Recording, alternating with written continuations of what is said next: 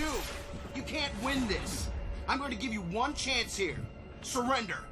Doom does not surrender.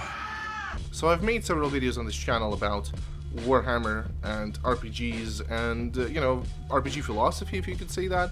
And I have been asked several times to do something more, you know, system specific, something, you know, about Warhammer Fantasy Roleplay specifically. And I've decided to, you know, talk about some books.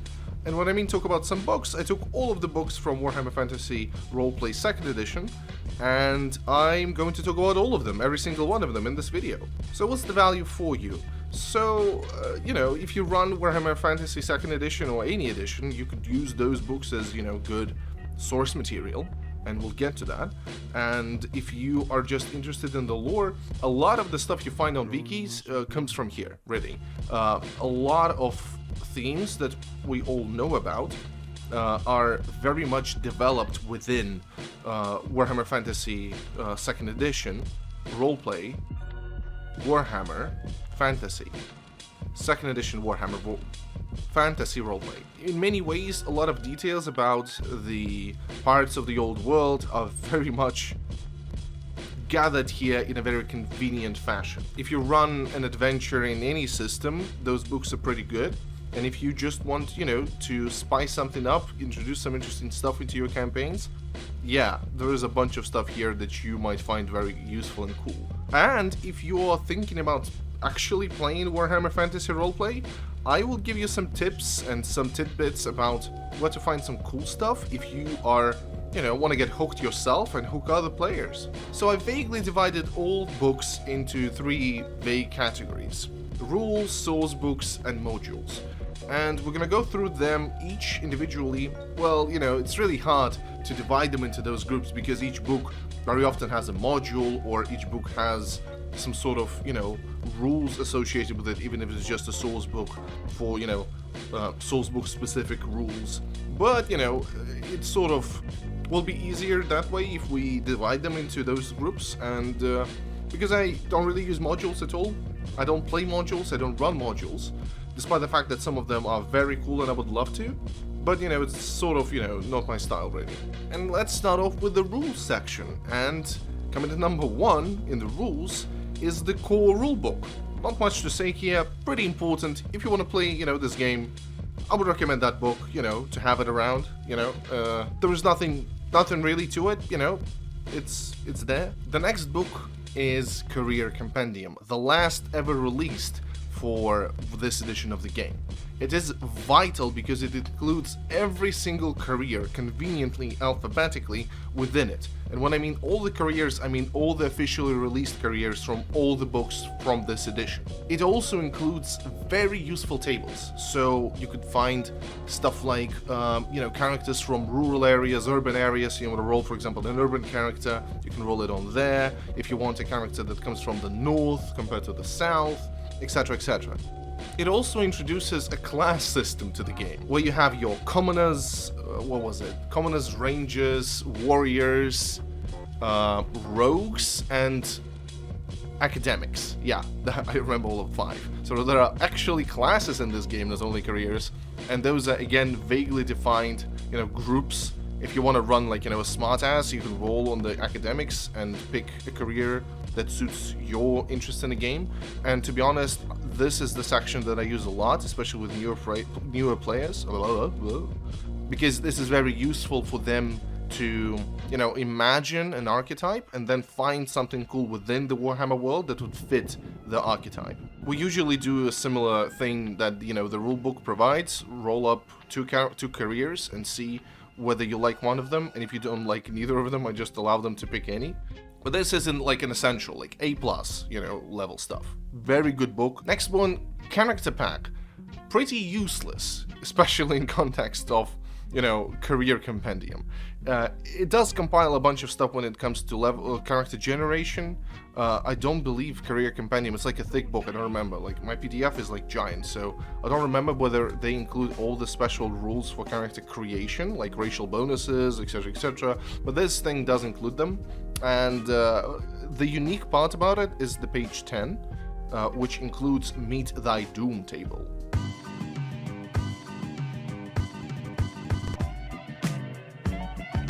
I'm here to see MF Doom. MF Doom.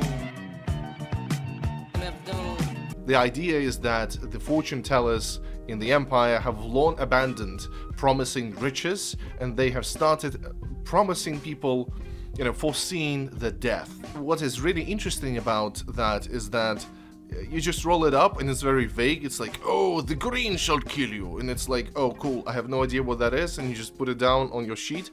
And then your player just remembers that, you know, when they created the character, they were foretold that they're going to die from the green. In my current campaign, Lamplighters, one of my players rolled up on that table 100.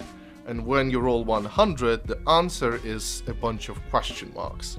The character is still alive, but we all know that the doom is awaiting all of us. I'm here to see MF Doom. Next book is Old World Armoury. I actually have mixed feelings about this book. You see, I don't like combat rules and like specifically weapons stats rules in the game. I always come up with, you know, like homebrew, like on-the-fly decisions about correcting stats on the fly, removing a specialist weapons group, etc., etc. You know, just to spice it up and make it, you know, make sense. Like an easier example is like a spear. Mathematically, it makes no sense for your character to use a sword, because a sword is the same damage as the spear, but the spear can be used as one-handed and does, well, the same damage, but is also fast, so it's harder to parry it. So mathematically, it makes no sense for your, you know, guys to use hammers, one-handed hammers, any one-handed weapon, like hammer, swords, axes. It makes sense to use a spear. And so what I like do is I make the spear damage strength bonus -1, making it, you know, a tiny bit weaker than the sword, but remain the fast thing. So it's like a specialization thing. And this book has same problems in terms of stats of weapons as the rest of the game, really. But nonetheless, it gives you good ideas about cool weapons. It's like a huge compendium of items in general, right? And so it has all the prices, all the interesting items, ideas, coinage, and if you want to use like coin rules about like what's the difference in terms of weight in gold in a Telian coin compared to like an Imperial coin.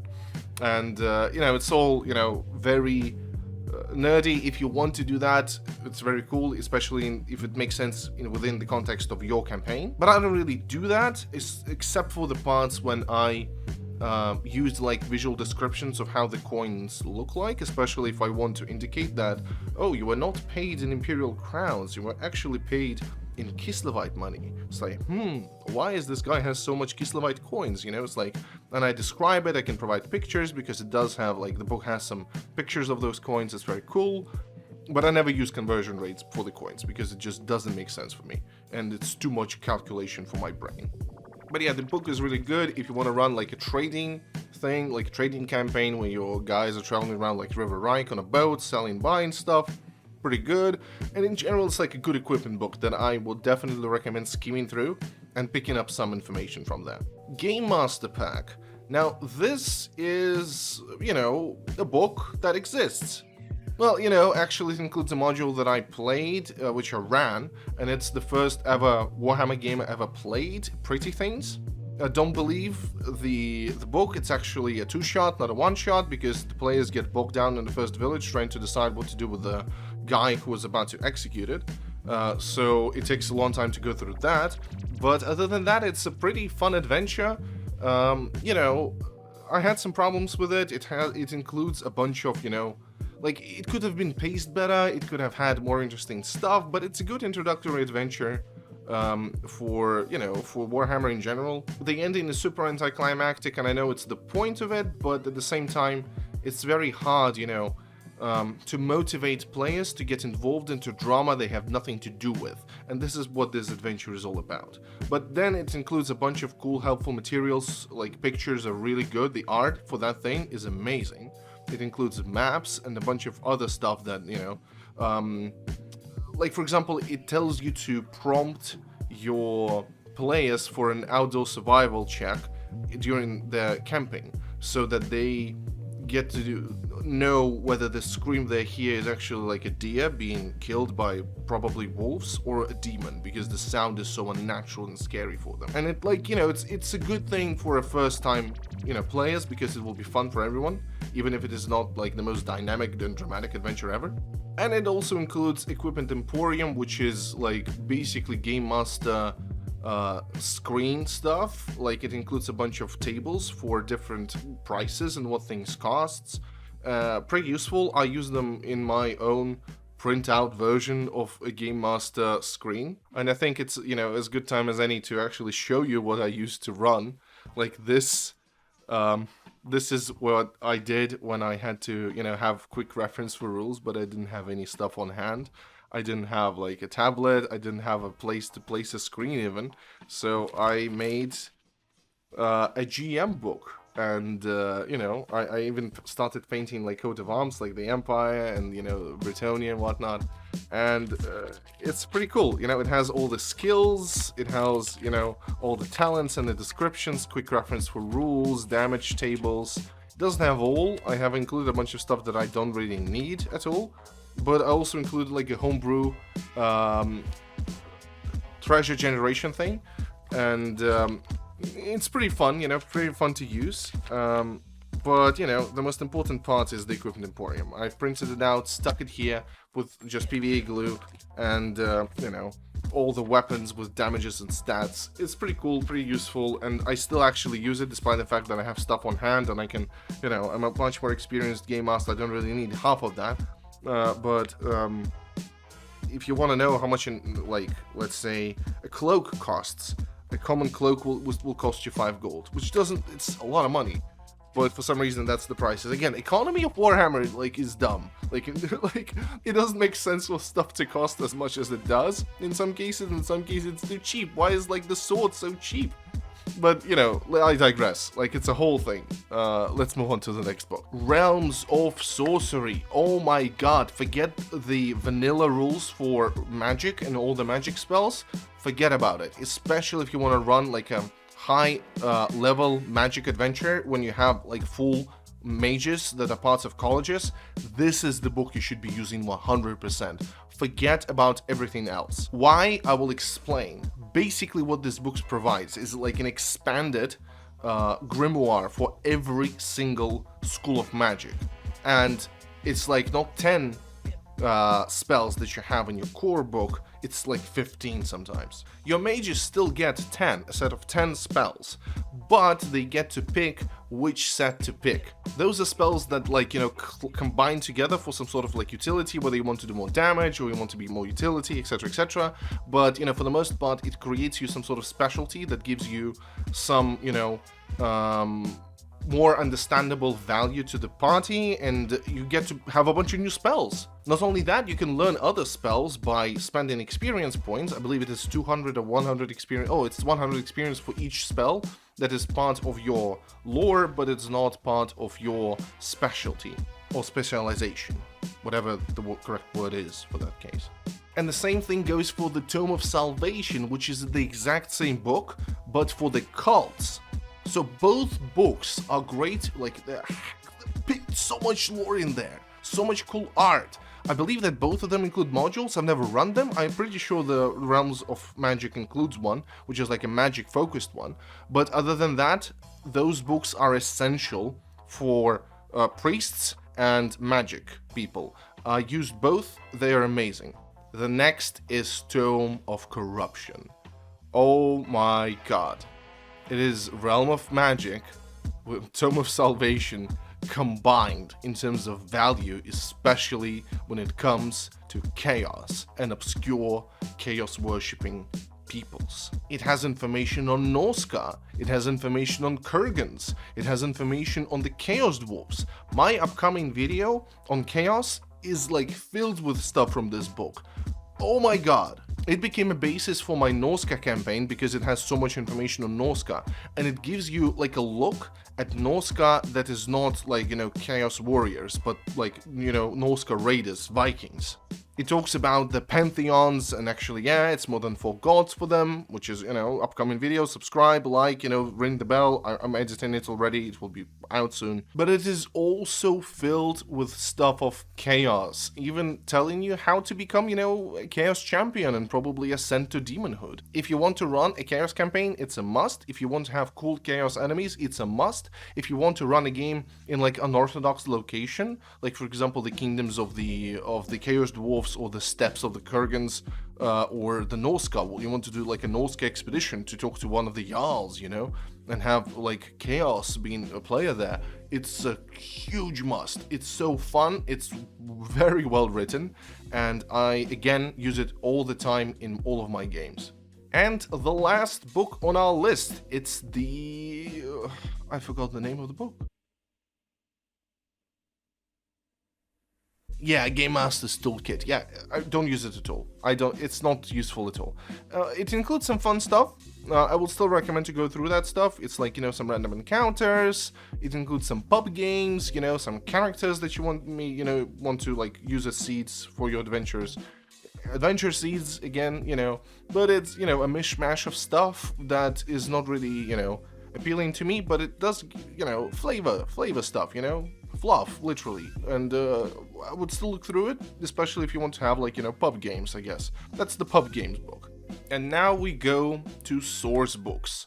A bunch of books from which you can pick stuff up, use a source for inspiration. Like, there are literal new settings in this place, in this section, so those books, most of them, if not all of them, are really, really good. But only I recommend getting them if you want like a good read, or, you know, it's a bunch of stuff there. So expect to be overwhelmed with content. The first one, World Bestiary. It's basically a rule book because it's a bestiary, but, you know, not really. First of all, it is a book that is written like a book, like a report to, you know, the Emperor Karl Franz or whatever. And it's a very well written book. It's very fun to read. It includes, you know, stuff like what's the academic perception of this monster, what is the common folks' perception of this monster, and what does those monsters say about themselves, which is pretty funny. It is like an in-universe book, which includes stats at the end. And I am very disappointed with this book because there are not a lot of stats there, not a lot of them. You see, monsters are essential, and I would encourage you to go there, understand how the monsters are written, how they are made, and try to come up with your own in many cases. A good idea would be to reskin them, give them interesting abilities, and be creative. Like, one thing that like Warhammer Fantasy Roleplay lacks is like creative monster construction. Like, they don't really provide you anything fun, but I might be wrong because I don't use modules, and modules have a bunch of custom stuff, but we'll get to modules in a minute. But in general, book is a must, very good read, fun to read, and pretty useful to get a bunch of monsters, common animals, you know, ghouls and mummies and whatnot. It's pretty good. The next on our list is actually a campaign in 3 parts, Paths of the Damned. Now, why am I including Paths of the Damned in this part, in the source books part? Because this particular set of books are great sources for Middenheim, Aldorf, and Nuln, respectively. Each of the book includes maps, characters, neighborhoods, like tons of information, art. I have extensively used the Middenheim and Aldorf books. I'm using the Aldorf now, and both are just like amazing. I haven't really touched the Nuln part. I've looked through it and it looks pretty good. Same stuff, you know, amazing art, maps, characters, neighborhoods, all of it is just amazing. If you want to run an adventure in a city, in those 3 cities, those books I recommend them 100%. They're very, very good. The next on our list is Sigmar's Heirs. Now, this is the ultimate imperial book. Every single province is included. Every single little city has a story hook. You have tons of lore, tons of interesting ideas, and tons of inspiration for games set in, like, not in Reichland. Reichland is rather generic, I think, and especially, like, you know, with the fact that every single starting, like, 4th edition is set currently, most of the stuff there in Reichland. Reichland is good, but I think if you give it some contrast, you will provide Reichland with some fluff and some flair that it needs. Like, you don't really get to feel that Reichland is so centered around the River Reich in terms of the trade, in terms of the like lives people live. But if you want to get out there and like visit Ostland or Hochland or like Nordland, which is the most bizarre region in all of the empire, being like, tiny slivers of land around the coast because the elves own all the forests. All of this stuff is from the book, and it creates really fun and cool adventures and adventure hooks. Like, yeah, it's a very good book. If you want to run an adventure in the Empire, it's a must. Open up the chapter on a fun province you want to run in and just go through that and do the stuff with the stuff that you're given. The next two books are about Bretonnia, Knights of the Grail and Barrony of the Damned. Both books are about, well, Bretonnia. The Knights of the Grail is a good book, but, it introduces a bunch of rules about the knights that are sort of broken. Knights get those, like, special broken blessings where they just, like, kneel on the ground and pray, and, the Lady of the Lake will just, like, grant them powers. Like, no rolls needed even, just like, yeah, here you go for free. So, like, if you want to use that, I would do, like, a willpower check first, just for it to make sense. But Barrony on the Damned, on the other hand, is, like, a great book, because it's a setting book where you specifically get to explore the damned Barony Musselion, which doesn't exist anymore on all political maps of Bretonnia, and you get to learn why. But in general, it's like a crazy region that is corrupted, abandoned. There's a bunch of necromancy, a bunch of, like, awful stuff. If you want, like, a grim, dark, medieval fantasy, this is a book for you. The adventure there, it's pretty good. I haven't run it, but I want to try. And the book itself, as a source book for this dark and awful, like, decaying, abandoned Barony of Musselion, is very good. Like, I would say this is like the grim dark. This is the grim dark of Warhammer. The next is the Rats. Children of the Horned Rat is the ultimate source book for Skaven. And we all love Skaven because that's the one thing that fantasy has that no one else can have. 40k cannot have rats. Rats is the fantasy part. This book is amazing because it not only covers all the history of the Skaven, it includes all the information about the Under Empire, it includes all the information about the hierarchy, the clans, it includes a giant bestiary of different beasts that you can find in the Under Empire. If you like, actually, huge advice to try and run something like that, to get your like players deep under the ground and get them to travel around the network of caves and tunnels that Skaven built, and use that stuff. Like, it's crazy. You can start like a small adventure in a city that just spawns into this giant Skaven filled hell. But not only that, it also has information on how to run Skaven player characters. And Skaven campaign, potentially very, very fun. I definitely want to try that sometimes. I have run a one-shot with a high-level Skaven character with a Neshin clan, if I recall correctly. Yeah, it was the Eshin clan, because it was like an assassination mission, and it was super cool because Skaven are like insane. If you want to do like sneaky stuff, if you want to do the stuff like that the Skaven do, they have amazing bonuses. And not only that, on higher level, the Eshin clan, they get to have a sword on their tail that gets an extra attack. Highly recommend. Very good. Next on our list, Renegate Crowns. Border Princess is a weird region with a deep history. It is a place where people go adventuring and where people go to get themselves crowned.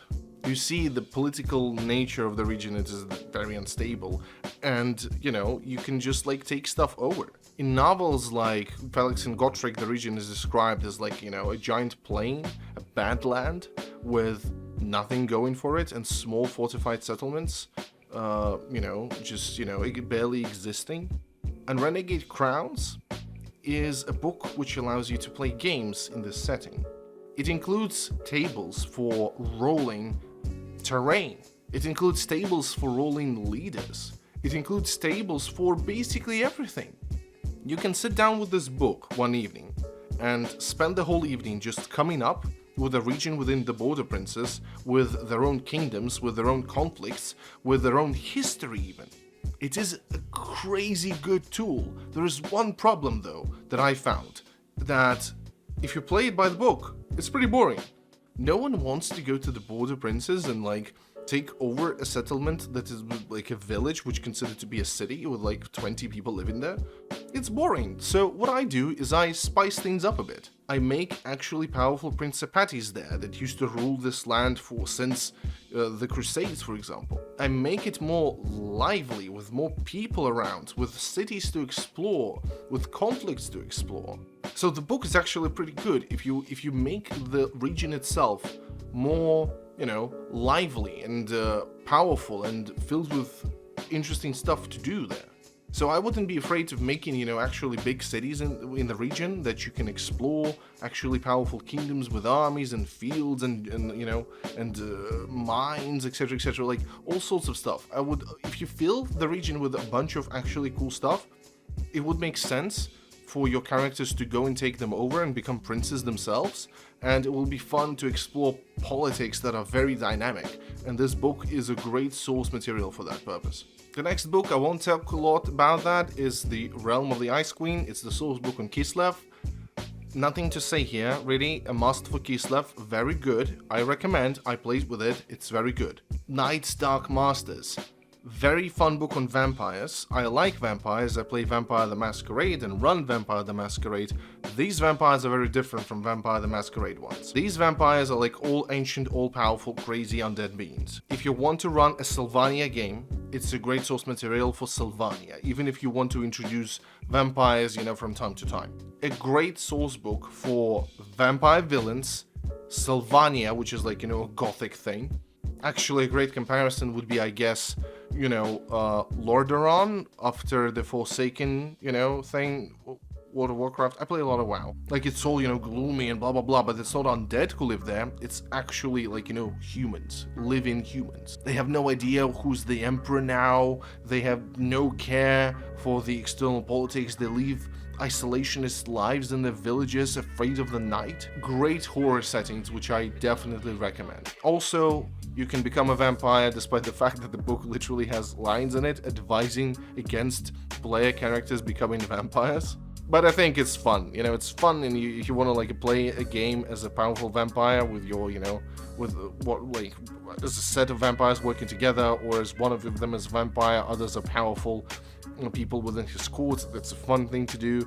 Again, just throwing it out there, but in general, the book is good for those purposes. Horror, vampire, Sylvania, all of that. The last in the section is Shades of the Empire. Very good book. I have already made a video that is based on the stuff from this book, which is Glorious Revolution of the People Reformed. The link, I will link it up there, but it also includes a bunch of other cool stuff. You can learn more and have information on the hedge folk, which is like witches and folkish magicians, not magicians, like mages. It includes stuff on the Docker gangs, which are gangs within Aldorf who are also, stevedores. And it also includes information about, Queensberry Lodge. So this book is primarily organizations, and it's very, very, very, very good.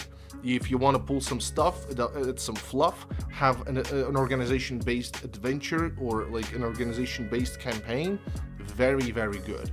Alright guys, I completely forgot to include the WFRP Companion book. It's literally an overview of Warhammer lore in general. Life in the Empire stuff, good for, I guess, the carnival part there is very good. It's like random pieces of lore.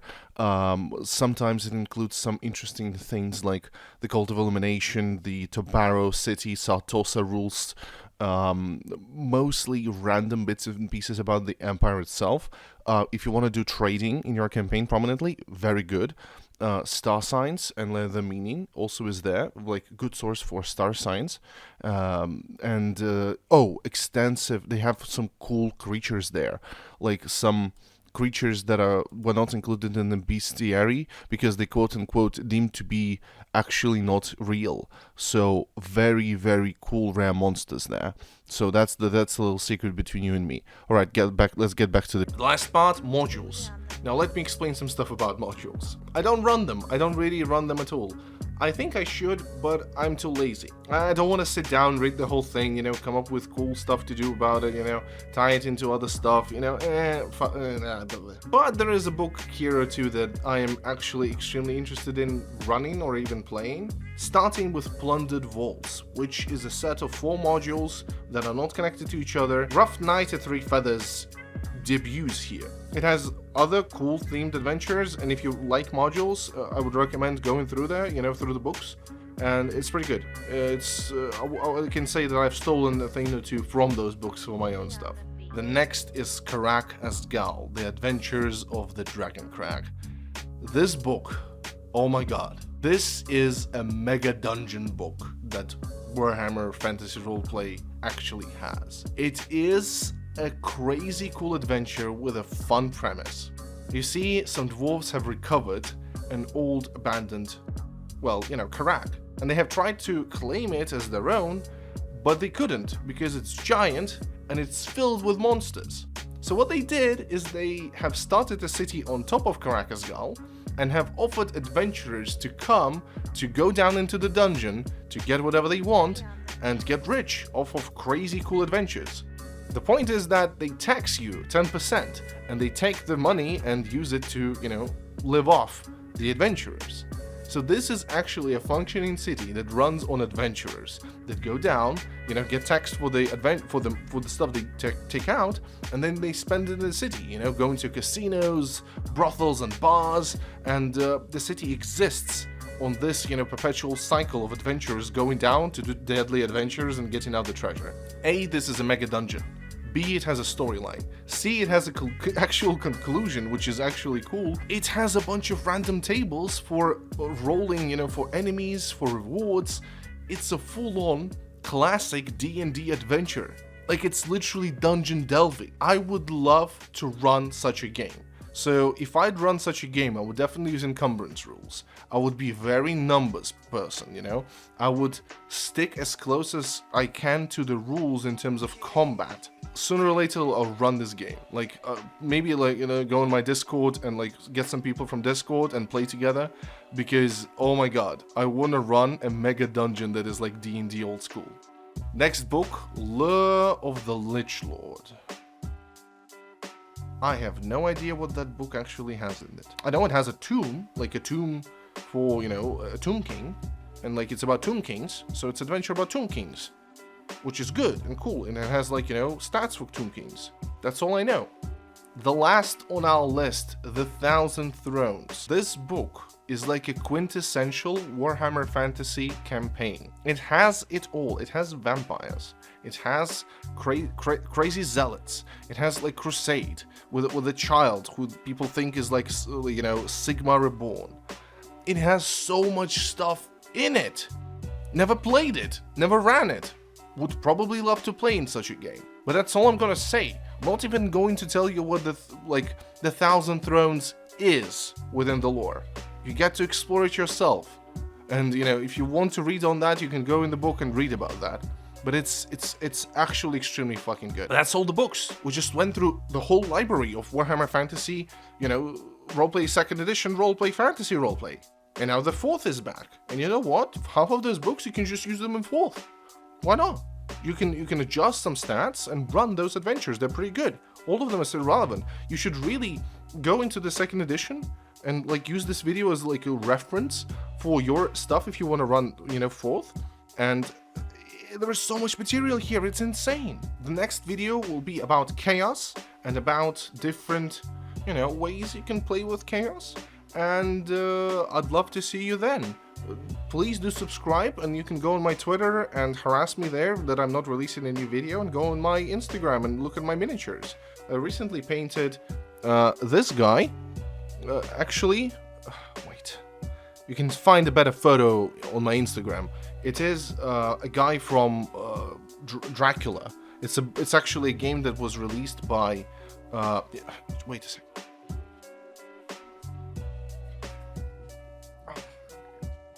Fury of Dracula, an actual board game by Games Workshop. This one is Russian, so don't freak out. It has a bunch of miniatures because, you know, Games Workshop, And it also is a fun game where Dracula is running around Europe and hiding and trying to corrupt everything, while the people from the actual literature, from the original novel, try to stop him. A very fun game, and you can have like your own Van Helsing and paint him up. Pretty good. I really recommend. I don't really like board games in many ways, like very boring. It's like a one-time experience that you get, you just do it and then whatever, right? You just pile it up and you forget about it. But this is great replayability, great setting, like fun as hell to play, and it's also, interestingly enough, a very old game from Games Workshop that they keep re-releasing with new edition. But other than that, I thank you for watching. I hope this video was helpful to you. Leave a comment saying what books you're very interested in. Maybe you want some, extra tidbits and details about particular topics within those books, and I'll be happy to explore them in next videos. And I'll see you next time. Bye bye.